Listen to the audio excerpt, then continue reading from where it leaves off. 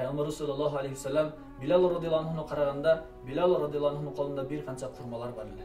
Ошондо айтты: "Эй Билал, бул курманы эмне кыласың?" дегенде, "Эртеңки күнгө сактап койдум эй Алланын элчиси" дегенде, Пайгамбарыбыз саллаллаху алейхи вассалам Билал радияллаху анху кайтып айтты: "Анфик я Билал, эй Билал, муну эртеңкиге сактабагын, башкаларга бергиниң, сарптагының, вала тахша мин зил арши иклала." Арштын ээси Аллах Таала кайрадан рызкы бербей койбойт деп коркпогонуң. Аллах Таала сөзсүз рызкы берет деп Пайгамбарыбыз саллаллаху алейхи вассалам өзүнүн насааттарын айтып жатат.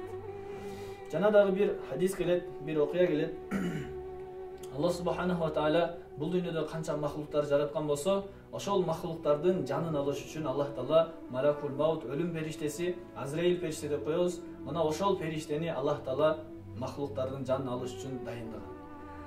Бир жолу Аллах субханаху ва таала ошол Малакул Маут, өлүм периштесинен сурайт: "Сен менин ушунча убакыттан бери махлуктарымдын жанын алып келесиң. Бир жолу болсо дагы бир жүрөгүң ооруп, бир бооруң ачыган учур болду беле?" дегенде, ошол Малакул Маут: "Бир жолу жүрөгүм ооруган" дейт. Бир жолу бир канча адамдар, бир айыл сууда сапар кылып, чоң кемеде сапар кылып баратканда, Аллахтын буйругу менен суу, деңиз толкун болду.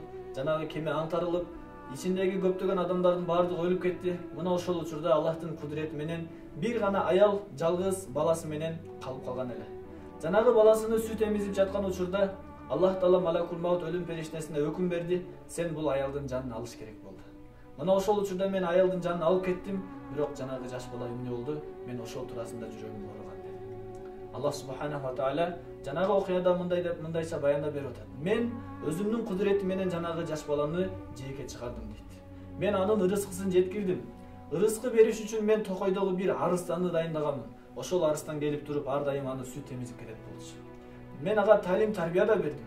Талим тарбия бериш үчүн мен токойдогу бир жинди дайындаган болчумун. Мына ошол жин келип ага талим тарбия берди. Ошентип чоңойттум. Натыйжада адамдардын башчысы, падышасы кылып койдум. Дүйнөлүк мал дүйнөнүн баардыгыны, бийликти да бердим. Бирок ошончолук жакшылык кылсам, ошончолук рызкысын берип, талим тарбия берип, адамдардын башчысы кылып, падыша кылып койсом, бирок мага шерик кошот, мага томоюндук кылат. Аллах Таала мен кудаймын деп кудайчылыкты доо кылат." Эми караңыздар, бул окуядан ала турган эмне үлгү бар? Карасаңыздар, ал адам өзү Шаддат деген адам болгон. Аллах Таала өтө көптөгөн байлык, дүйнөлүк нерселерди өтө кенен кылган. Бирок ошончолук кенен нерсеси менен Аллах Таалага томоюндук кылган. Эми караңыздар, Аллах Таала анын тагдырын билет эле го.